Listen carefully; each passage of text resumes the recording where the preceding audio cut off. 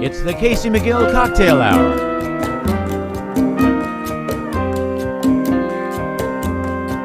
Coming to you live from the fabled Ridgewood Room, high atop the hills of Tacoma, the Casey MacGill Cocktail Hour, a collection of music, news, and personality. Enjoy our special musical guests, fabulous dancers, celebrity bartenders, and our quiz Tacoma Squares with incredible prizes. So sit back, relax, mix up a little libation, and join us for a cocktail, culture, and camaraderie.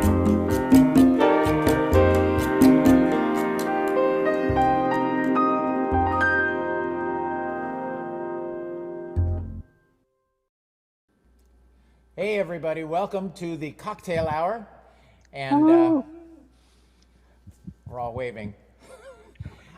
Yeah, this is the March edition, the quiet, dark, rainy March edition, at least up where we are.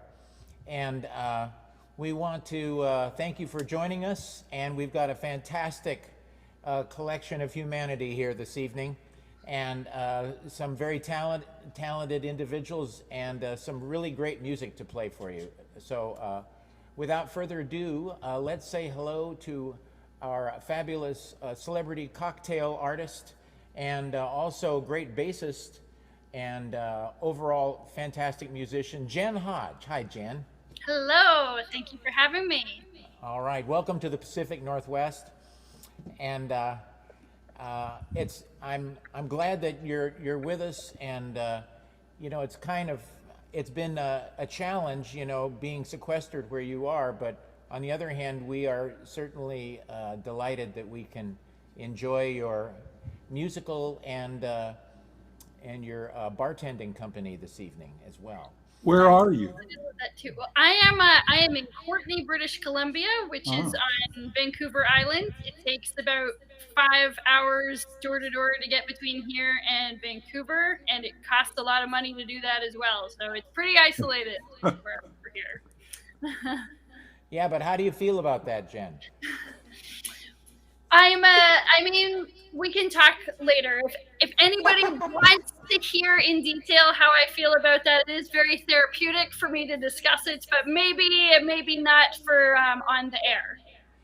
Well, you know, it's a great reason for you to be our celebrity cocktail artist today. Thank you. Yeah, and moving around on our screen with our 4 boxes. In the next box, down from Jen, is our good friend, Mr. Walter Harley. Hi, Walter. Hello. And everybody. Walter made a visit to our home in Tacoma recently and helped us get the sound together on our mixing board and whatnot. In fact, we have a new mixing board that Walter dropped off. Thank you for doing that, sir. I got to visit the fabled Ridgewood Room. The fabled Ridgewood Room. Yes, you've heard about it, you've read about it, and now you've seen it. Now I've seen it. Yeah. So Walter, for all of our audience out there, is in the midst of building a beautiful home. And this, where is this located? It is up on the Fidalgo Island side of Deception Pass, nestled amidst huge old trees that you can't even put your arms around. We've seen one. Fortunately, I'm not the one building it. I'm paying somebody else to build it. It's actually going to happen, and it will hold up and not fall over when, you know, the tree branches fall on it. Yeah, well, we've seen one photograph of it in progress, and it's looking really fantastic. And I can't wait until we are able to come up and visit. That's going to be a lot of fun. That's what it's for. Yeah, and moving on to our musical guest today. A good friend of mine and a fantastic, talented fellow, Mr. Orville Johnson. Hello. And Orville is joining us from his recording room in his lovely home in West Seattle, Washington. And I was formerly a neighbor of Orville's, and that's right. We miss you here, Casey, in West Seattle. Yeah, well, I miss you and Perry as well, and it was always fun to drop by and see what was growing in the garden over there at the Johnson's home. Oh, yeah. And we occasionally would indulge ourselves in a coffee and a very expensive pastry over at Bakery Nouveau. Yeah. And The good stuff. Jan, have you ever been over to that place? Have you ever had any of that? I Those was baked just goods? thinking, I'm pretty sure you took me there, Casey, one of the times that I was down there, down in that neck of the woods. Okay, and you know, I was just thinking you might have gone to the one on Capitol Hill because it's not that far from the Yann's house. Oh, maybe. The picture in my mind is over in West Seattle, but I might have been to both of them as well. Yeah. The original one is over there in West Seattle on California Avenue, and then their second store. They've got at least 3 now. I'm not sure how many they have total, but they have another one up in the Capitol Hill neighborhood of Seattle on 15th. And it's just south of the big Safeway market. Yes, I'll bet if you're a connoisseur of good pastries, you've probably been to both of them. Yeah, that's right. It's if you have a sweet tooth, it's a rather magnetic pull. Yeah. So anyway, yeah, Orville, we're excited to have you on board tonight, and I've been touting your talents with the dobro and the guitar. And your singing, of course, and then also, in addition to that, you've written some really nice tunes, and I have a feeling we're going to hear one here shortly. Yeah, I think I'll touch on a little bit of my catalog, and then also just do some other fun songs too. Yeah. So the catalog, yeah, let's dip into the catalog, and I have a feeling I know which one it's going to be too. Would you like me to start with that one? It's a personal favorite, ladies and gentlemen. I've played this with Orville a few times, and it's a lovely tune. And want to tell us about that a little bit? Oh yeah, I was just wishing when you were sound checking that tune of yours, I was wishing I was there to play it with you. I love playing that song. But what's the name of that song? That one's called Love Letter. Yes, Love Letter. Yeah, that's a great tune. And well, the tune that I'm going to play for you is one that I wrote. And it's called Blueprint for the Blues. Yes. And I wrote it really with I wrote the music of it really with the piano in mind. I really would rather play it on the piano, but I don't know how to play the piano, so I have to play it on the guitar. So I have really enjoyed the times that I get to play it with Casey, because then I get to hear it a little bit more the way that it exists in my mind. But I'll play it for you in the way that it just exists in our current way of being, where I guess, you know, we're all just out there in the ether talking to each other. So, Orville? Yes. Did you do that cancellation thing? No, I didn't. Thank you for reminding me of that, because I want this to sound as good as it can possibly sound. And right, so excellent. I have now canceled the echo cancel. So let me play for you. This is a song called Blueprint for the Blues.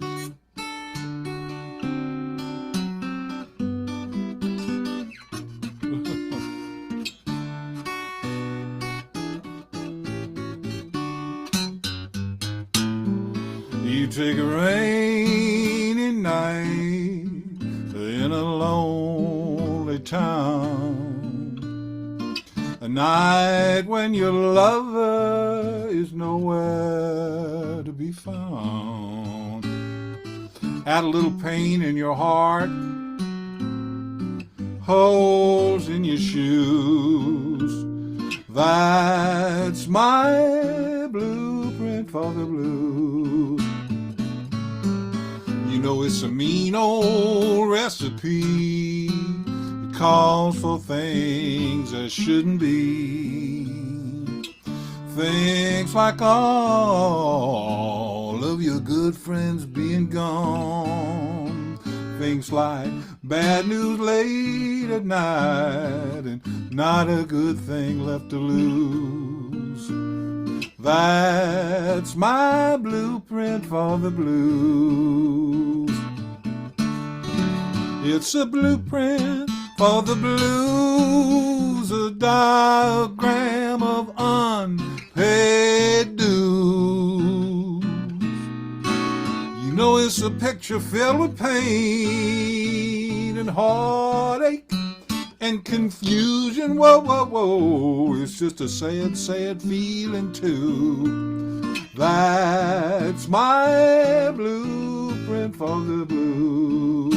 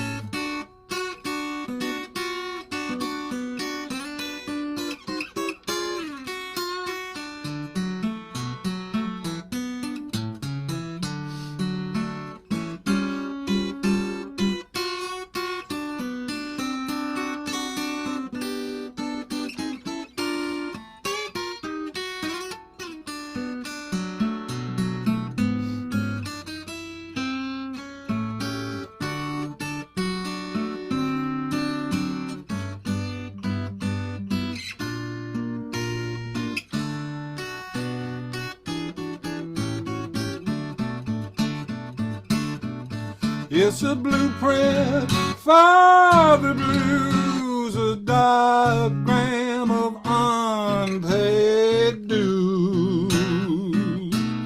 You know it's a picture filled with pain and heartache and confusion. Oh yeah, you know it's just a sad, sad feeling too. That's my blueprint for the, yeah, you know that's my blueprint for the, that's my blueprint for the blues.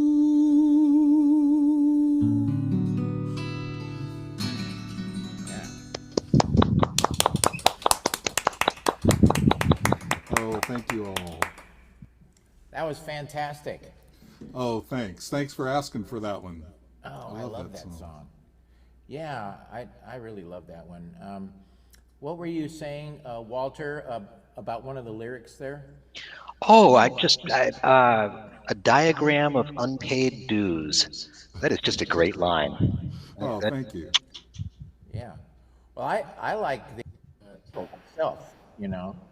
It's I'm a big fan of alliteration, you know, and that title just kind of has a really nice sound to it, you know. Yeah, and that was where I actually, wrote the song, was from the title. I thought of the title first, which is unusual. That's not normally a way that I, write songs, but I just kind of got that title in mind and then just made a song out of it.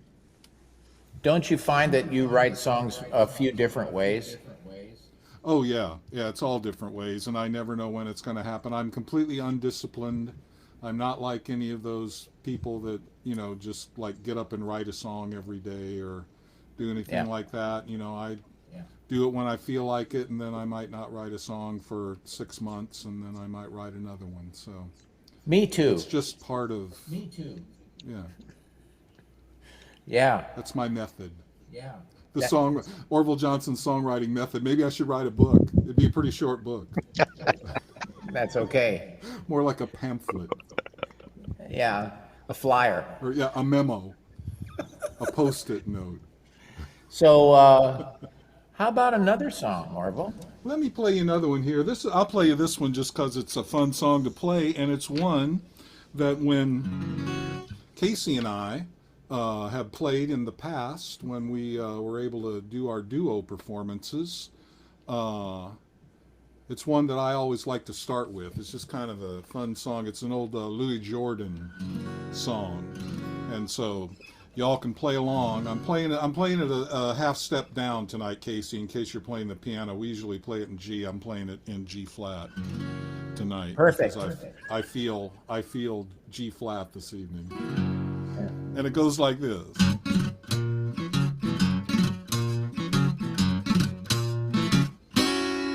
Well, it's early in the morning and I can't get right. I had a date with my girlfriend last night, and now it's early in the morning. You know it's early in the morning. Early in the morning and I ain't got nothing but the blues. Well, I went to all the places that we used to go. I went down to her house, but she doesn't live there anymore. You know, it's early in the morning. Yes, it's early in the morning. Early in the morning, and I ain't got nothing but the blues.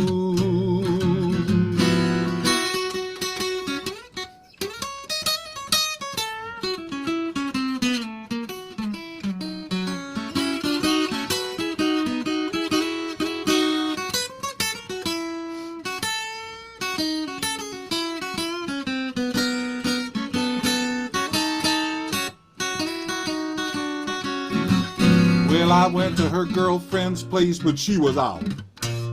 I knocked on her mother's door, and her mother said, Orville, get out. Can't you see it's early in the morning? You know it's early in the morning, early in the morning, and I ain't got nothing but the blues. You know, I went on down to Casey's place to get me something to eat. The waitress walked up and said, Orville, you sure look beat. I said, well, it's early in the morning, darling. You know it's early, early in the morning, early in the morning, and I ain't got nothing but the blues. I'll play one more time for you.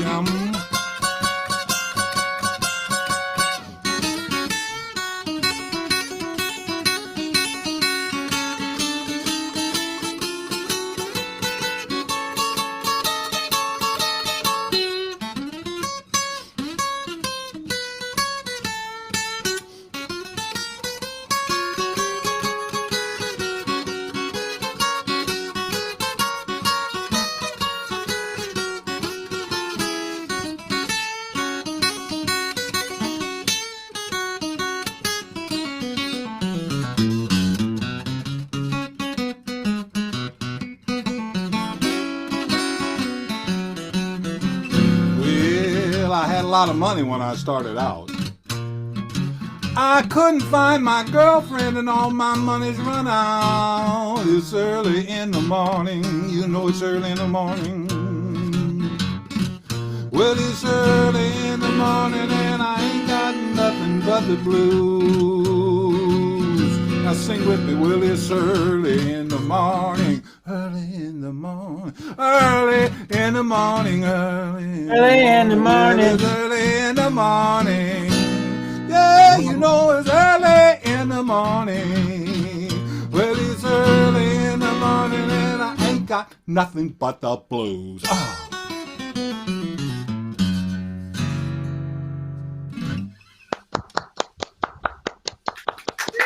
Yeah. Thank you, patrons of the Ridgewood Room. Yeah, by the way, speaking of patrons, ladies and gentlemen, we have a link to PayPal, and you can give Orville a donation if you're enjoying the music, and I know you are, and so you could do that, and I'm sure he would be most grateful. You know, there was a time when Orville and I used to play music for money. God, remember that? Remember how much fun that was? And how lucrative? It did have a kind of a lusty ring to it, Yeah. you know. We would make tens of dollars. That's right. I like to say, Orville, that I've made thousands of dollars in the music business. Really? I've had gigs where I paid more in parking tickets than I got paid to be at the gig. Yeah, I wish you hadn't brought that up. We're giving away all of our secrets. The public, Yeah, I mean, it's all over now, so who cares? Yeah, I'm actually double parked myself. Yeah, wow, that was fun. You know, I was sitting here just busting a gut, wanting to play along with you there, and it was interesting hearing you play this in half a step lower than you normally do. Yeah. And I noticed when you first started your solo, I was wondering if you were all of a sudden looking at the dots and then going, "Oh no, the dots on the frets." You know, I'm not where I normally am.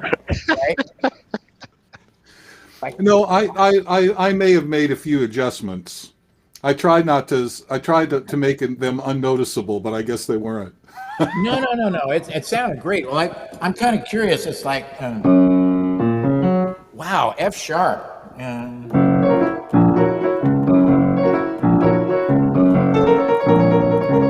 That's about all I can do in F sharp. Well, if I didn't have a capo, that's probably all I could do in F sharp Yeah. too. I haven't found one big enough for the piano yet. That's $1 million idea aren't if any- somebody invented it. There aren't any dots on the frets either.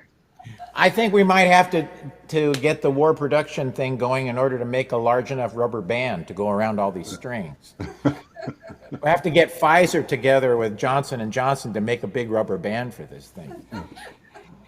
Anyway, well, I would like to do a couple of songs. Love to hear that. I would be remiss if I did not, play a couple of things. And this particular week actually is very special for Jessica and myself. And we have a wedding anniversary coming up, our third one. And Orville Johnson is an important part of that because Orville married us 3 years ago. All right. Yeah. And then Thank you, sir. As a consequence, Orville inherited a bunch of new fans for his fan club, which is my family. Ah, yes. Jessica's incredibly huge family is listening in, and they're all becoming instant Orville Johnson fans right now. All right. Well, thank you for spreading what I do far and wide. Yeah. A lot of other words, and I thought I'd skip them.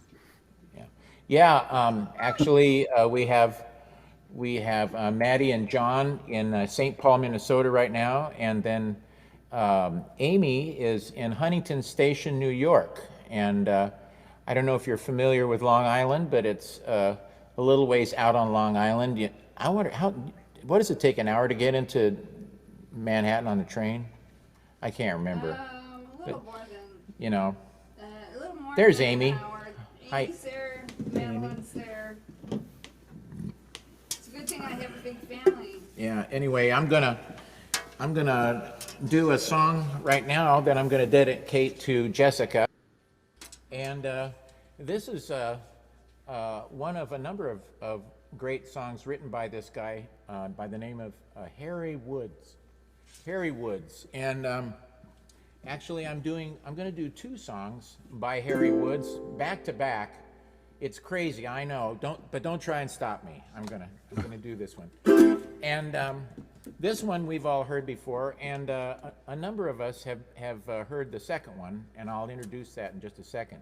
But this is a really cute one from the 1920s, and especially if you're as old as I am, you probably heard this growing up, even though it was already an old song back then.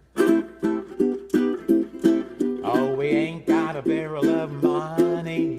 Maybe we're ragged and funny, but we'll travel along, singing our song side by side. We don't know what's coming tomorrow. Maybe trouble and sorrow, but we'll travel the road, sharing our load side by side. Through all kinds of weather, what if the sky should fall? Long as we're together, it really doesn't matter at all. They've all had their troubles and parted. We'll be the same as we started, traveling along, singing our song side by side.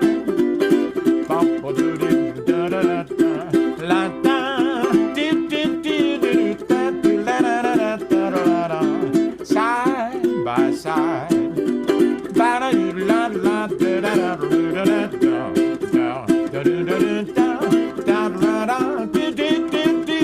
Side by side, through all kinds of weather.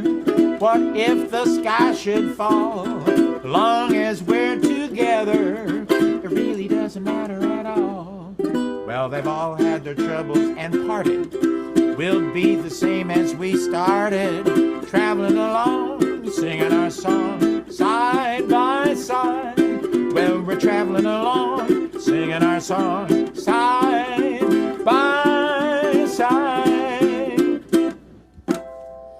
All right, side by side. Yes, love Thank you so much. Harry Woods. And I've told this story before, but I can't help myself. I have to tell it again. And the Harry Woods story is Harry Woods was known for his drinking and his temper. And so when he would drink, he would get ornery. And at one point, a policeman was called to the bar. And as the policeman walked in the door, there are two guys fighting on the floor of the bar.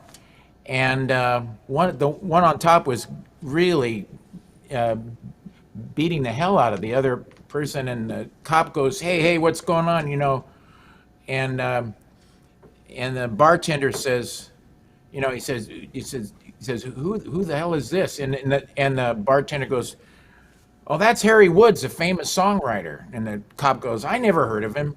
And the bartender goes, "Yeah, you know, he wrote that song, Try a Little Tenderness." I love that story.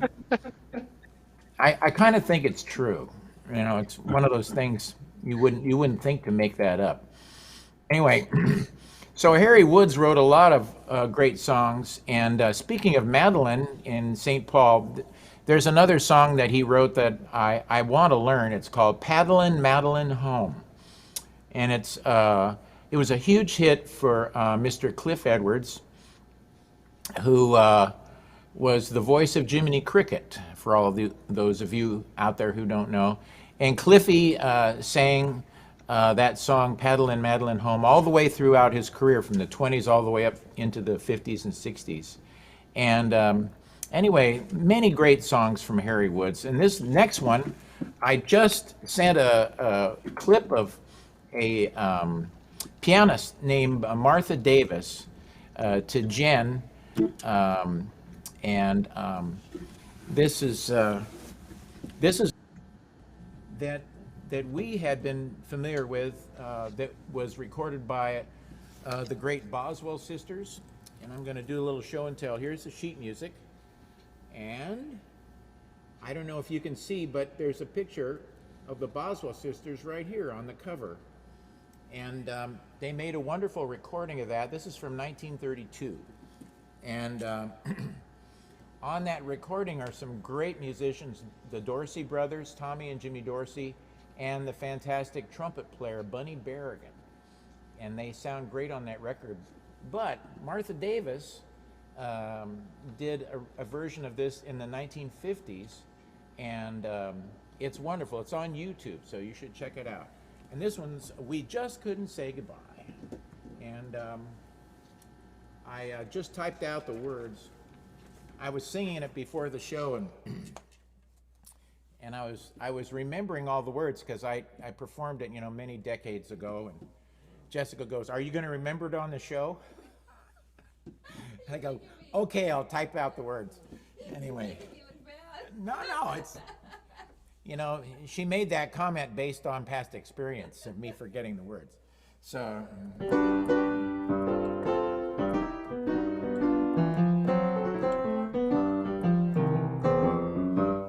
We thought our love was over, we were really through.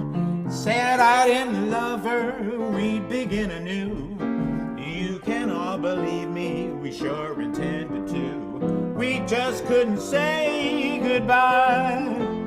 The chair and then the sofa broke right down and cried. Curtains started waving for me to come inside. I tell you confidentially, the tears were hard to hide, but we just couldn't say goodbye. The clock was striking 12 o'clock. It smiled on us below. With folded arms, it seemed to say, I will miss you if you go. So I went back and kissed her, and when I looked around, the moon was singing love songs and dancing up and down. Now we're both so happy because at last we found we just couldn't say goodbye.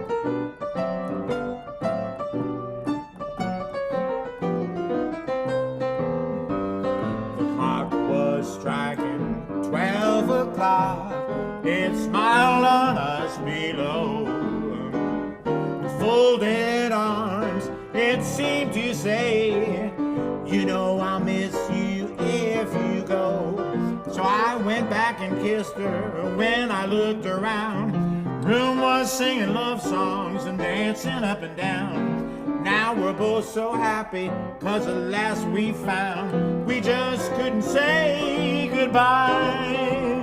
We just couldn't say goodbye. All right. Yeah. Thank you very much. Bravo. That's I love a that fun tune, isn't it? And I've got just one I want before we move on to our next segment in this incredibly fast-paced review that we've got for you today. And happy birthday to you, to you, to you, to you. Happy birthday to you, to you, to you, to you. Happy birthday, dear Jessica. Happy birthday to you.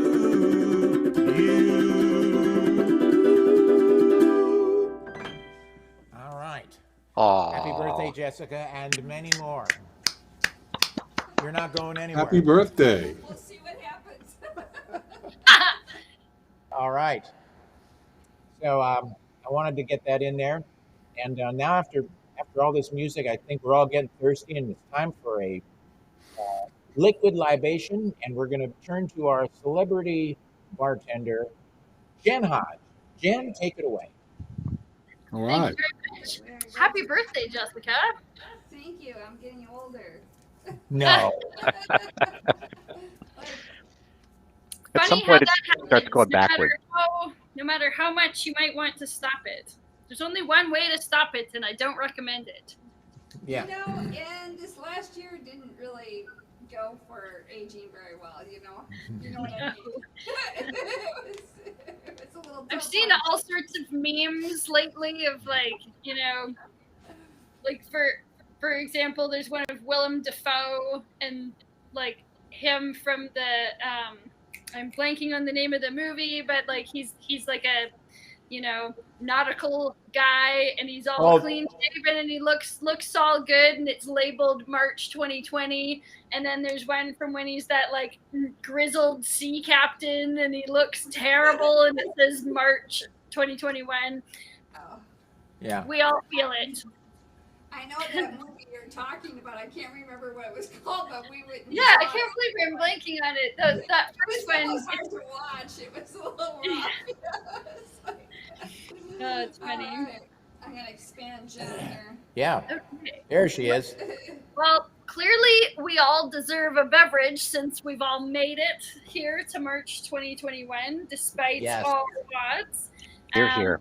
And I'm going to show you how to make a classic cocktail, and it's kind of perfect for, we're coming into spring now, and it's a great spring and summer cocktail that's very refreshing and very easy to make. So I think it's perfect choice. We're gonna make a Negroni together right now.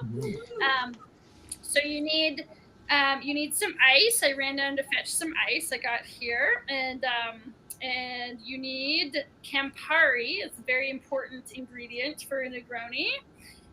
You need gin. You can use any kind of gin. I have this stuff. I used this for the Christmas cocktail that I made up. I still had some, but you can use your favorite kind of gin. And then you need some sweet red vermouth. I've been really enjoying this particular kind, this Giuseppe B. Carpano Antica formula. Pardon I don't speak Italian at all, but this stuff I've been really impressed with. So have your eye out for that. But just, you know, if you want to use your straight up martini red vermouth, that works great. Whatever your favorite is. Okay, so and then you're gonna make it in. Oh, don't forget your lemon either. So you're gonna make it in one of these guys, like a rocks glass, and you want to start by putting putting like 2 or 3 ice cubes into your glass. This is one cocktail that it's suitable to have ice, like to have it on the rocks.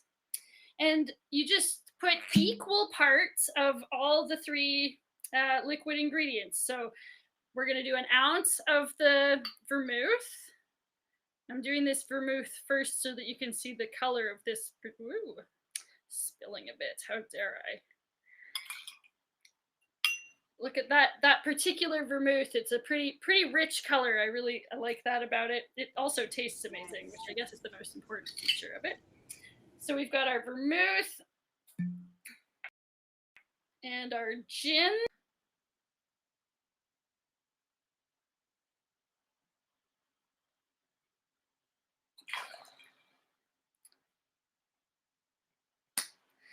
And our Campari, equal parts of each. I'm doing an ounce of each, but you know, if you need a stronger Negroni, you can just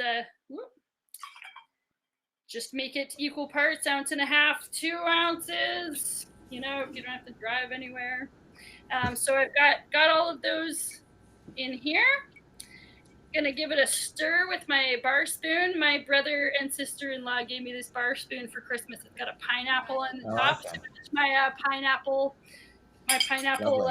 stuff. I only packed so many things when I left New York at the drop of a hat almost a year ago, and I had a gig on the books that had a pineapple theme. So I brought all the pineapple stuff that I had stocked up for that gig, which means that among the few things I brought, I've had all sorts of pineapple things. So I've been wearing pineapple jewelry and pineapple shirt and whatever for like the past year. So they got me this pineapple bar accoutrement.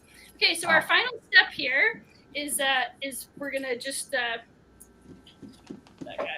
we need a bit of lemon zest. So I'm gonna take my peeler and do this right over top of the glass. Can you see that? I'll just there we go. Do this right over top of the glass so that the essential oils spritz into the cup there. You're gonna take this and just do this trick. You've probably seen bartenders do it. Just wipe that on the rim of the glass there before you drop it in. And there you go. You've got a perfect, delicious, beautiful Negroni to cope with the state of the world here in 2021. Yay. Fantastic. Thank you so much. Thank you. Cheers. Beautiful. Cheers. I'm sure it's tasty too. Oh, it's delicious. Yeah, well, that's fantastic. And I want to encourage everybody to take a moment to sip on whatever you're sipping right now and relax and sit back, because now you're about to experience the incredible game show, Tacoma Squares.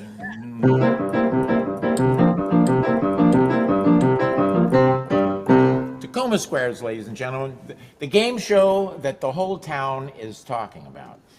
This is a quiz show. It's multiple choice, and the winners, the people who answer these questions correctly, either on the show or in our online audience. If you want to put your guess of the answer on the comments, if you get the correct answer, we have some incredible prizes for you. And first I'm going to start with an antique prize, and that is, I've got these duplicates of Fortune magazines from the early 1930s, and this is December 1930, and then I've got another one here. This is 1931, and these have very heavy cardstock, and they've got some fantastic advertisements in them. Like on the back of this one, here's an ad for a Rio Royale. Anyway, these are a lot of fun. So that's one prize option. And then it's time to clear out all those band T-shirts from the 1980s and 90s that never ever got sold. And I've got Classic era for T-shirts. One thing I've learned from being in bands over the years is that the minute that you get the T-shirts, the band dissolves. So if you want to keep your band together, don't ever get any T-shirts. Anyway, this is a band that I had in Spokane in the late 1980s and early 90s, the Planet Lounge Orchestra, and I have them. These are all in the color of white, and I have many different sizes. And then I've got this other one. This is a little bit more esoteric. We're kind of going out on a limb with this one. Woohoo! Zen Cowboys. It's a Buddha with a cowboy hat. Please. Yeah. Yeah, full appreciation there. Woohoo! And right now I'm digging in the box, the large box, but we have a couple of different colors. I've got another Zen Cowboys in red. And then in the mid-90s, I was in a band that was doing blues and some rhythm and blues. We called it the DeSotos. And that's kind of a fun one. We got that DeSoto script off of an old hubcap from about 1941. So that was kind of fun. So Did you ever give the hubcap back? No, actually, that was something that I picked up, I believe, in a junk store or something. So it was in my personal possession. No actual DeSotos were harmed. No. So we'd like to put up some questions, and they're multiple choice, so you can guess what the correct answers will be. And then the winners will have a chance to win prizes. And those of you out there who get the correct guess and want to get a prize, you can communicate with us after the show. You can Mark the answer in the comments, of course. Yeah. So anyway, so let's get started with our first question. Okay, here we go. Okay. If I said you had a beautiful blank, would you hold it against me? A, cashmere sweater. B, bicycle. C, French baguette. D, body. What is the correct answer to that? D. What? D. D. That is correct. The answer is if I had a if you And said, what is of course, that again? Casey, for you, of course. So this is like one of these songs that probably will be canceled. And I don't know, but who is the composer This- of this? Demonetized. This is from a country song. I don't remember. Do you remember where that song came from, Orville? I don't remember the artist. I think it was from like the 80s, though. It's one of those duet guys. One of those Duets. Yeah. Pretty corny. Pretty yeah. corny, but I like that line. Yeah, that was a big hit in Mulletville back then. Never to be forgotten. Yeah. Walter, with Anyway. that question, do we have any contributions from the online or online audience? Yeah. No, everybody's gone to something else now. They all have the self-respect to not admit liking country music. Yeah. I think we should all just give a drink and call it. Anyway, no. So anybody else who has a correct answer, just get in touch and we'll arrange for your gift. Let's see. What's our second question? Second question. Jazz guitarist Charlie Christian wrote an instrumental tune called "A Smooth One." To what does the title refer? A, an individual with the style of cool. B, an object with a smooth surface. C, a movement of the bowels that turned out well. D, a serious blunder or accident. E, all of the above. Great. Do we Hard have to know. Do we have a Do guess? we have a good right answer? There's absolutely nobody that's responding to this right now. I'm going, wow, what happened? Okay. It's kind of the thing. Oh, Well, that's there- because we all know what the right answer is, but we don't want to say it. Oh, okay. Okay then. Well, let's move on to the next question. We got to keep this show going. What was the answer? It's got to be C. Put it back. It's a serious blunder accident is incorrect. Right. Why would Charlie The correct Christian write a answer song is about C. that? I don't know, Jen, do you have a theory? Let's look at question number 3 now. Okay. Moving on. This is an Orville Johnson question. Orville Johnson worked with what famous songwriter musicians? A. Johnny Cash, B. Bill Withers, C. John Hartford, or D. Willie Nelson? What is the correct answer? I know that one, but I'm going to pass. Okay. Does anybody want to hazard a guess? Let's see what the chat are saying. Chat. Willie Nelson. That I answer wish. is not correct. Okay.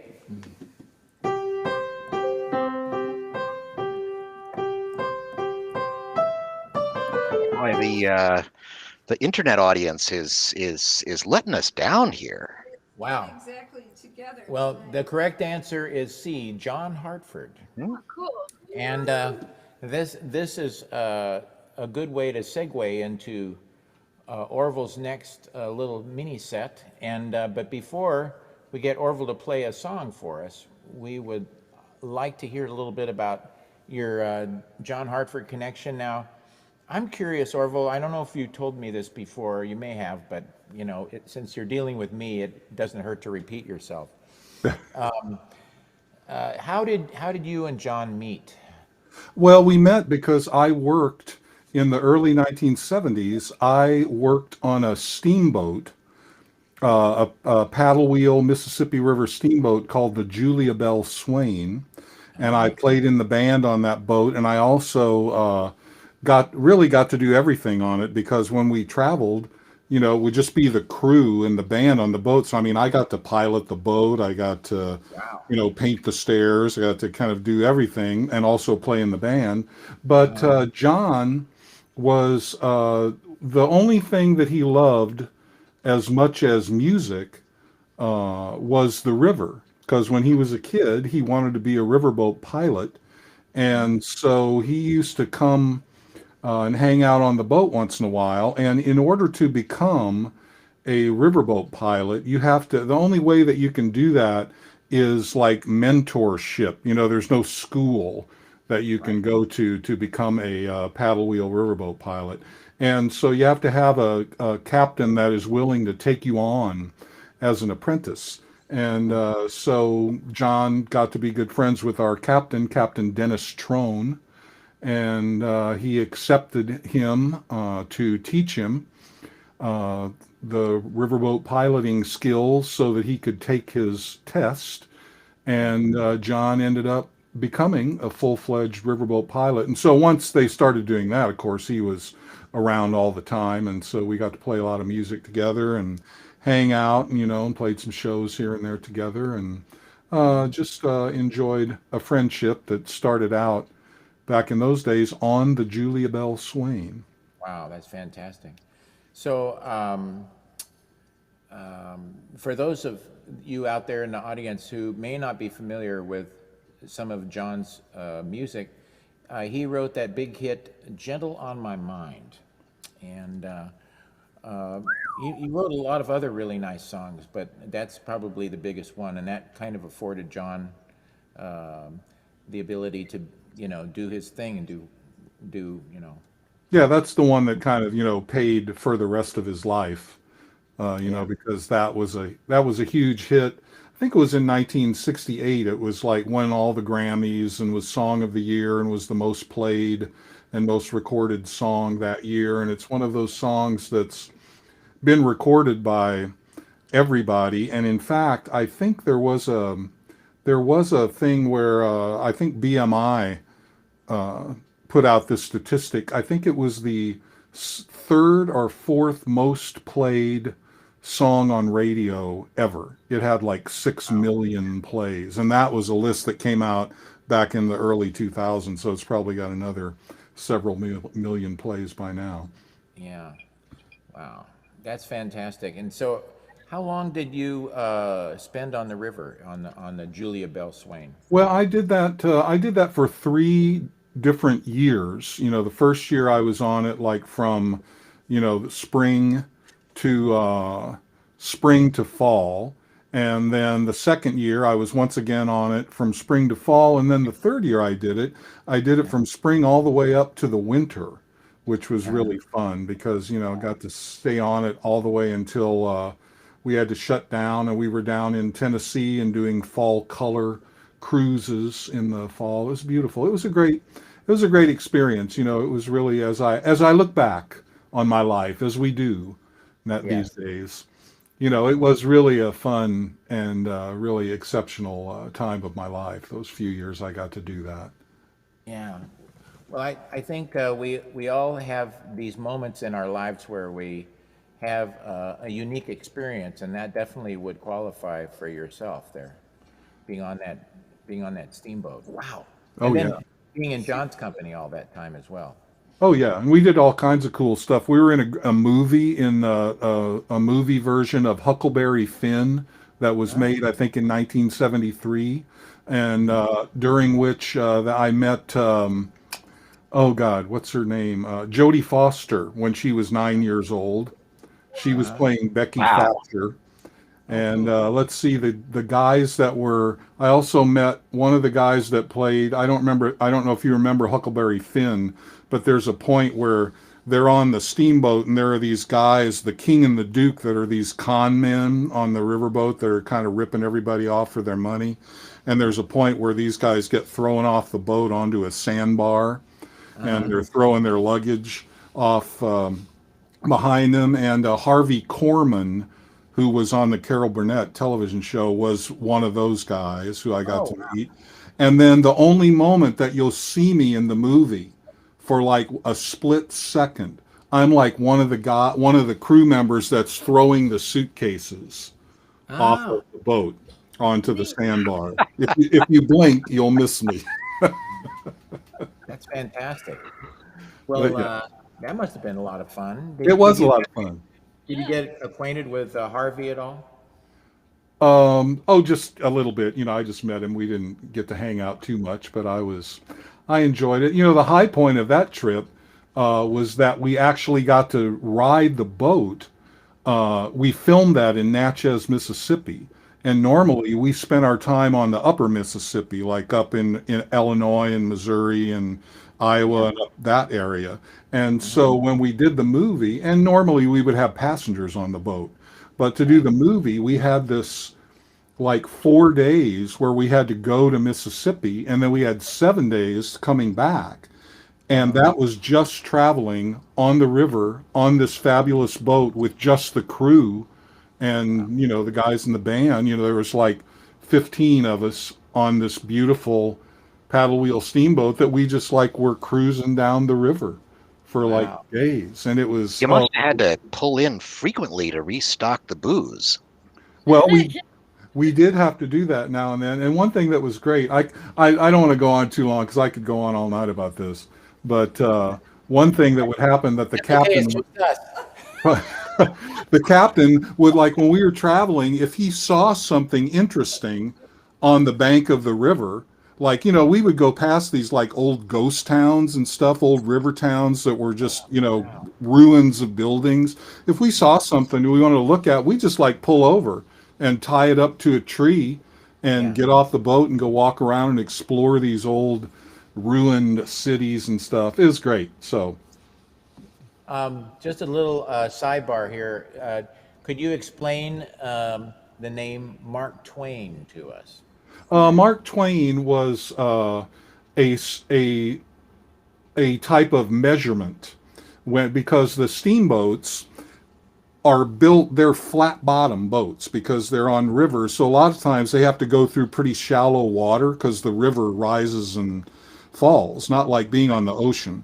So since they're flat bottom, you don't want to run up on a shallow sandbar. And so when they would measure the river, there would be a guy up on the front of the boat if the water was getting shallow, and he had like a rope with a weight on the bottom and would throw that down into the water and then measure how deep the water was, and I believe Mark Twain was 6 feet, and that meant that was about as shallow as you wanted to get, and still hope that you wouldn't run aground.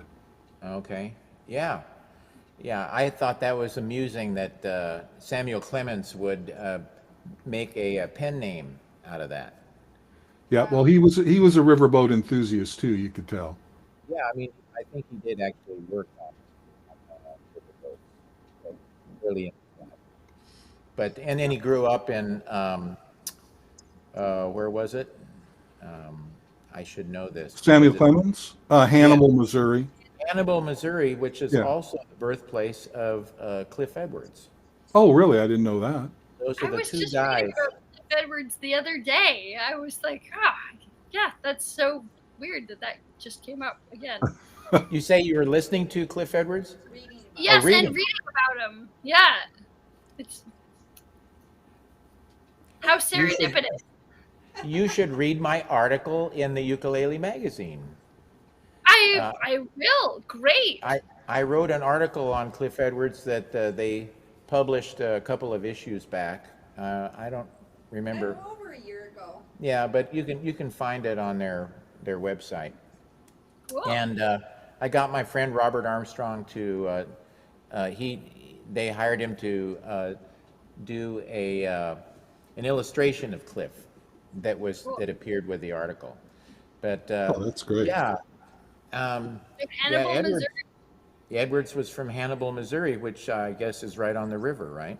Yeah, exactly. It is. Yeah. And there's a number of jazz musicians that also grew up on the river, in different parts. Jazz, the birthplace in many respects was New Orleans, but there was also lots of other musicians along the river that grew up.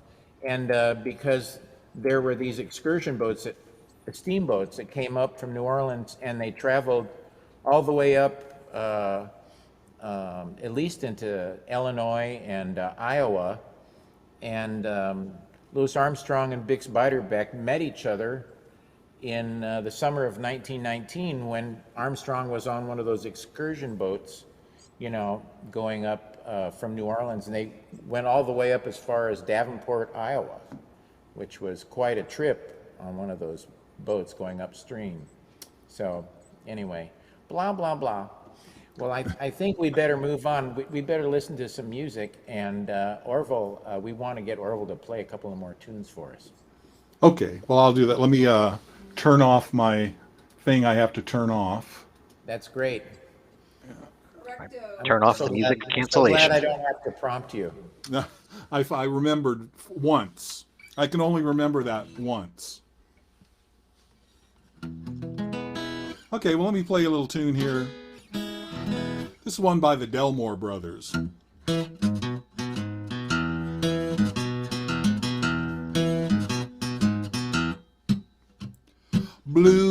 Blue, stay away from me. Blues, why don't you let me be? I don't know why you keep a haunting me. Love was never meant for me. True love was never meant for me. It seems somehow we never can agree.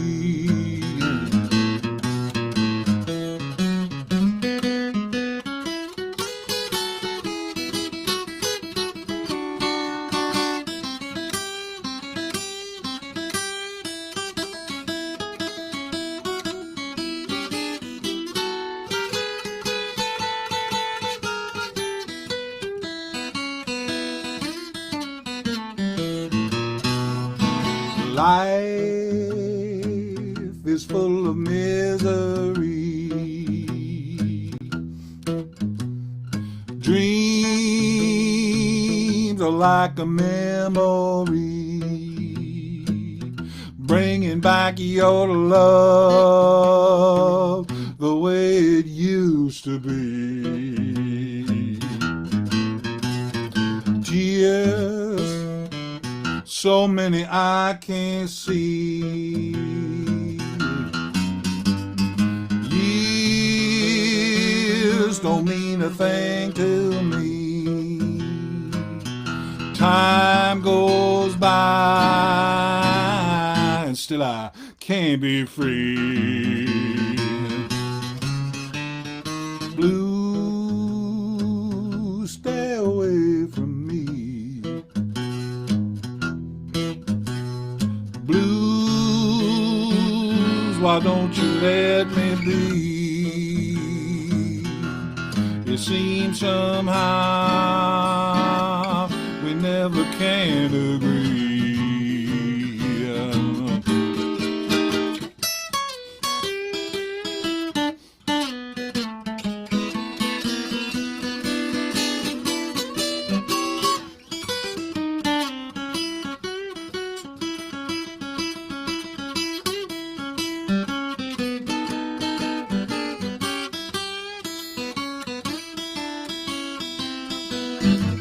Now blues, stay away from me. Blues, why don't you let me be? It seems somehow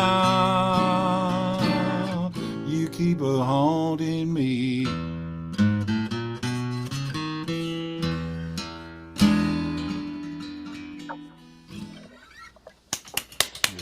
All right. I love that. Good number from the Delmore Brothers. Yeah, thank you. Oh, that's so much fun. I love hearing that.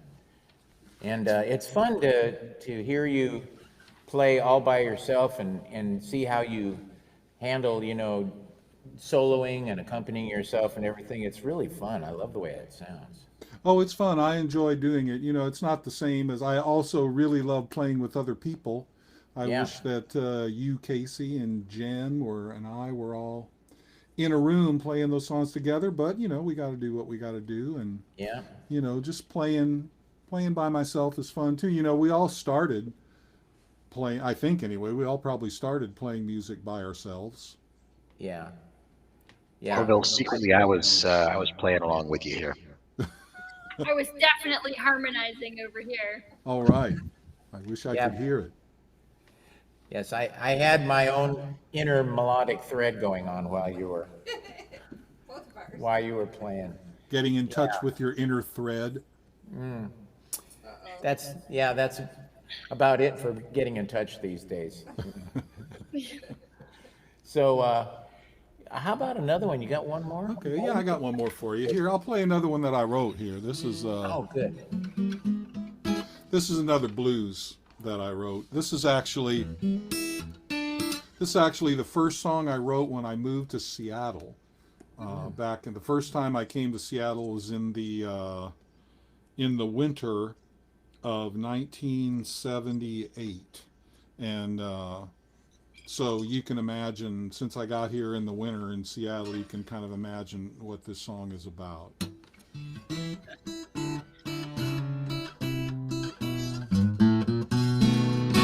I woke up this morning, look outside my door.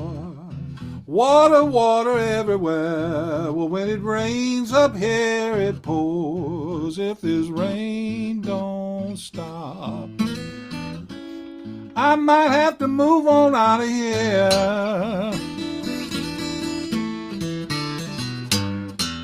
You know that I ain't seen the sunshine. It seemed like almost been a year. Well, ducks, they all love it. Fish, they love it too.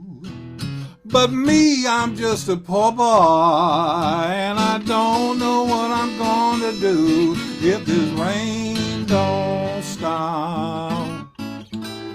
I got to move on out here.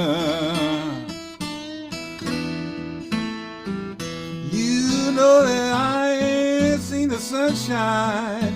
It seemed like almost been a year.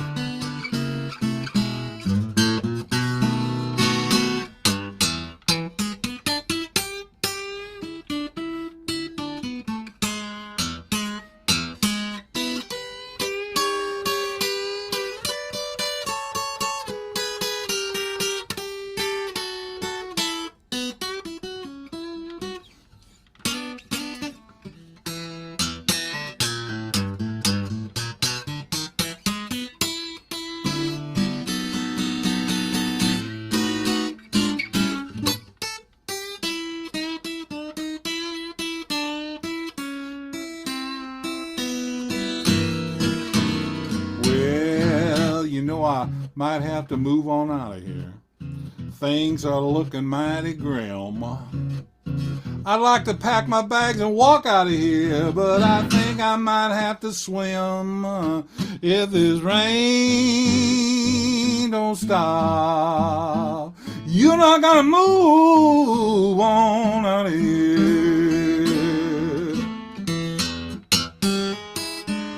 You know I ain't seen the sunshine. It seems like almost been a year. You know I got those rainy city blues.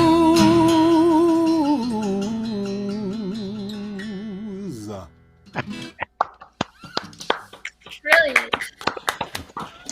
I'd like to pack my bags and move out of here, but I think I have to swim.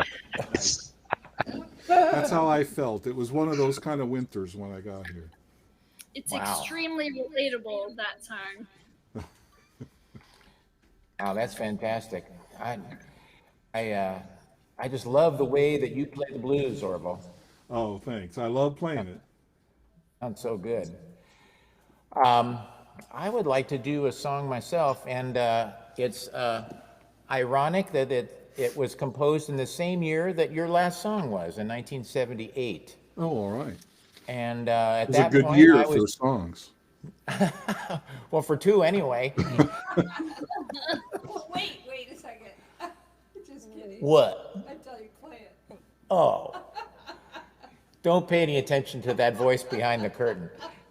Yeah, yeah. Well, at the time you were, putting on your face mask and snorkel up here in Seattle, I was in Southern California, living in a, how shall I say, it was a converted office space, and it was a second-story building on the corner of two busy streets in Los Angeles, and it was a kind of a cool old place. It was like very film noir, and I had my piano in the kitchen, and the kitchen consisted of a sink and a hot plate and one of these little half-size apartments refrigerators, And a piano.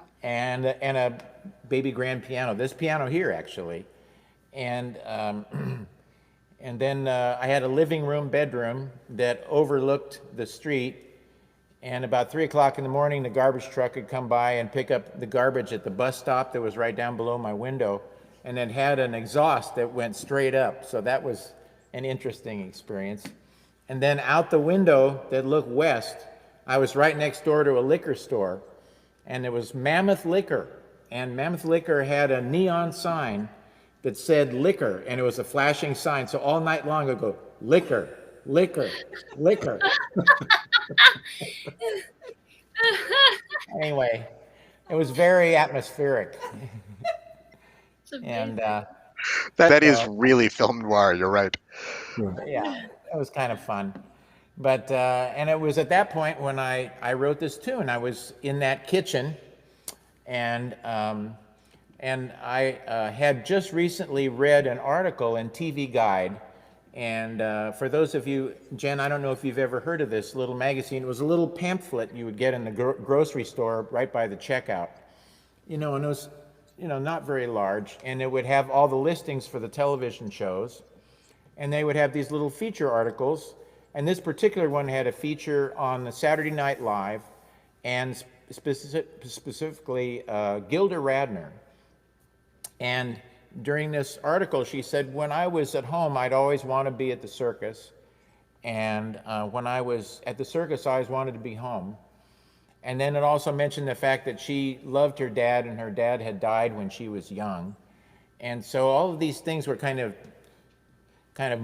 moving around inside my head. And I was sitting at the piano, and I was going, I'd really like to write something, you know? And so back in those days, I would write a song. I would sit at the piano and just goof around until, you know, I played something that sounded kind of interesting to me. And so finally, at one point, I was going like that. I went, oh, that's kind of a nice chord. And then, I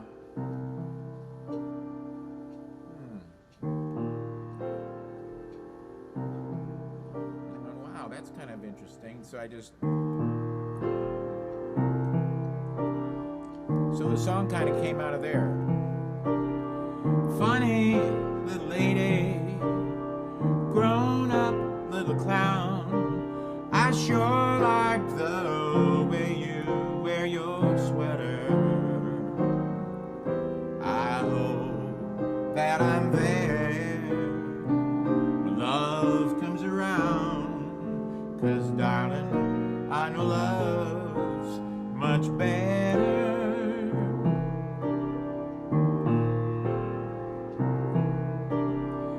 Funny little brown eyes, 1 foot out the door. There's something there I wish you'd show me.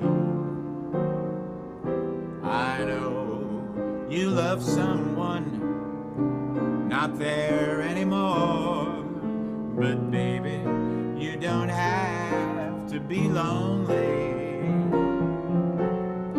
They took you to the circus, bought your toy balloon. You lost it, and it broke your heart.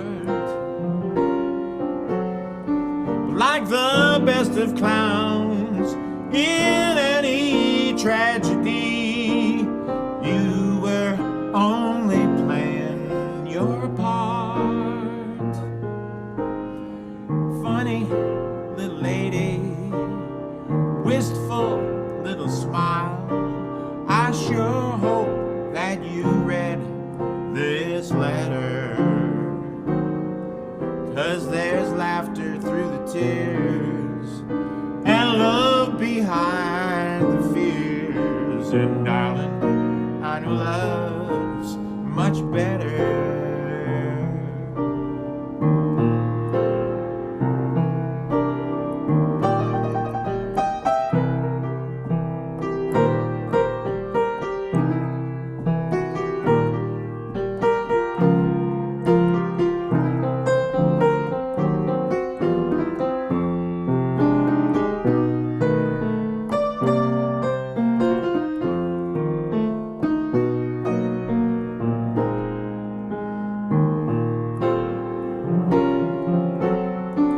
Took you to the circus and bought your toy balloon. You lost it, and it broke your heart. But like the best of clowns in any tragedy, you were only playing your part. Funny little lady, wistful little smile, I sure hope that you read this letter,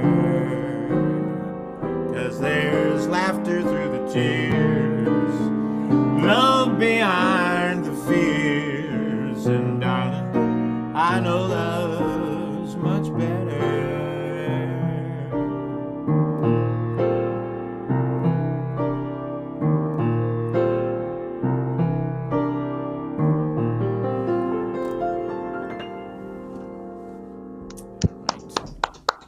Thank you. What an amazing song, Casey. That's a nice song. Well, thank goodness for those 2 chords. I was listening to those two chords, and I was thinking, I'd love to hear what Miles would do on top of that. Yeah. Who knows? He's not available for the recording. He's not available, I know. Yeah. He's pretty expensive anyway. Yeah. Well, He doesn't answer. I think we're going to wrap things up here today, and I want to thank everybody for tuning in. Uh-oh. What's going on?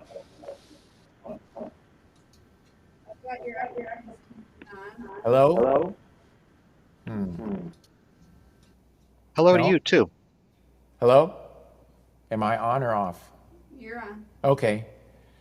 All right. Well, I want to thank everybody for tuning in, and I especially want to thank our great guests, Orville and Jen. Orville Johnson, yes. Thank you so much. Jen Hodge, thank you for that delightful cocktail and for your delightful company.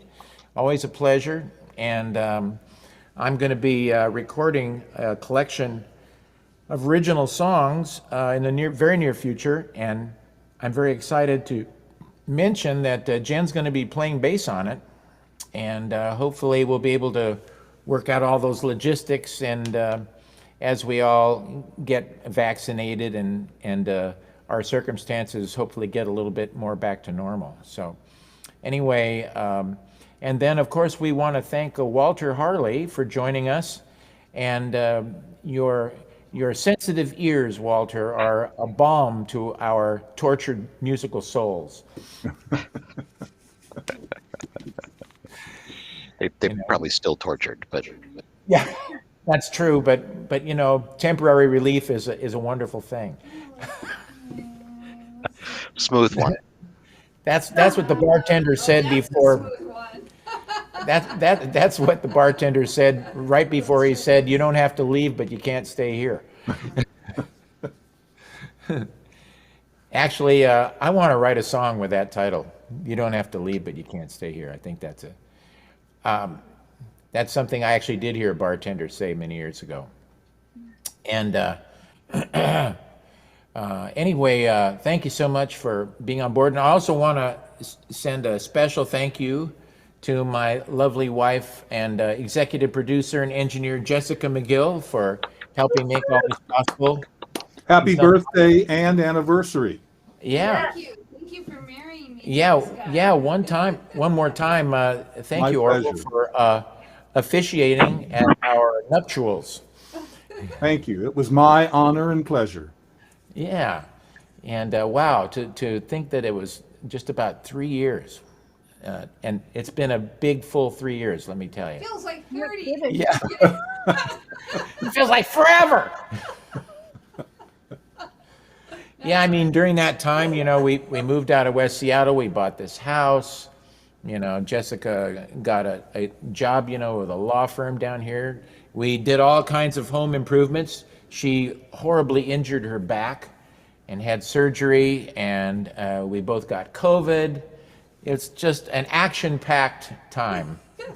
And we went to Europe. And we went to Europe, and twice. Right after we got married, we made 2 trips over there for music stuff. It's kind of like first breakfast and second breakfast. We had first honeymoon and second honeymoon. Yeah, so. That's pretty The sweet. first one, I was sick during that. Yeah, it's been a full time. So There's still more to look forward to. that's right. We're not done yet. We still have a few tricks up our sleeves. And thank you so much, everybody, for tuning in. And we're going to put on our closing theme, which is actually a film that was made 3 years ago or 4 years ago at a place I used to play in Seattle called Vito's. And I'm doing a song there on the piano, and we have a wonderfully talented crew, Hans Teuber on tenor sax, and Devon Lewis on drums, and Delvon Lamar on the Hammond organ, although you don't hear that much of Delvon in this little clip. But wow, that was a fun night. You do hear him. He's been getting a lot of airplay lately on KEXP, actually. Right. Oh, great. Correct. Yeah, his trio is very successful. Just They're smoking. amazing. They sound so great. Yeah, they've been. Speaking as a bass player, well, I mean, not a Jen Hodgkins bass player, but speaking as someone who plays bass, it always kind of ticks me off because I listen to his trio and I think, like, wait a second, there's 4 people there. I hear the organ, I hear the guitar, I hear the drums, I hear the bass. That's 4 people, and then I go, no, that's his right foot. His right foot is a better bass player than I am. I'm wondering if he uses both feet. I think he might. Maybe he uses both. Okay, Yeah. That's easier to cope Well, with. yeah, that makes it better. That makes it easier for you to deal Oh, with. never mind then. 2 feet. Yeah. Forget I said that. What are we having next month? Oh, next month, yeah. We are doing a show. Our next cocktail hours on Thursday, April the 1st, and sometimes known as April Fool's Day. And I personally think of myself as a fool all year round. But anyway, we are having the great singer, Ms. Jacqueline Tabor. Jacqueline Tabor is going to be on the show. And I'm not sure how she's going to be accompanied. It may be possible. She may end up being accompanied by Marina Albero. And Marina... By the way, Orville's also going to be on this record, and Marina at some point will be. So they'll. These are what we call the usual suspects here.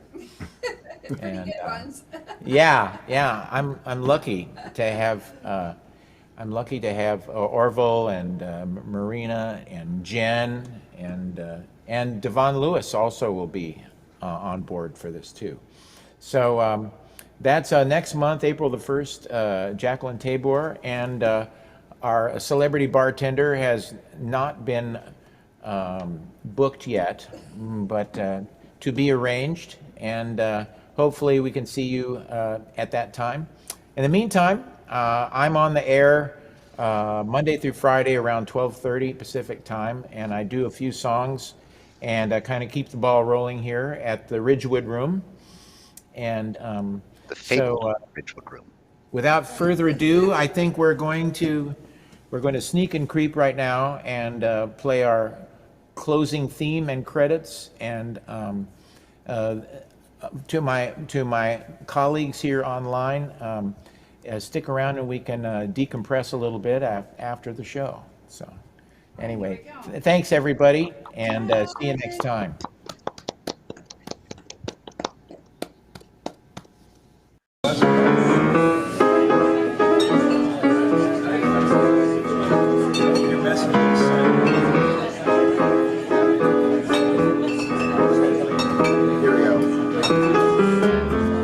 Scotch and soda,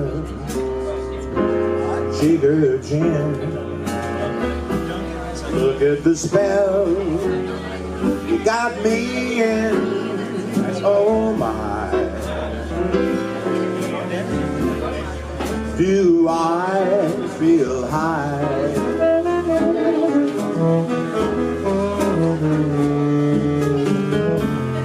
Dry martini,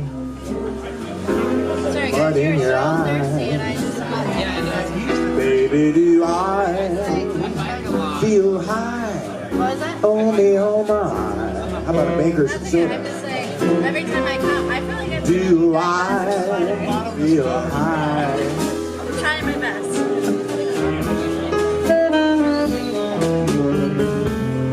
People don't believe me. They think that I'm just bragging, that I should feel the way that I do,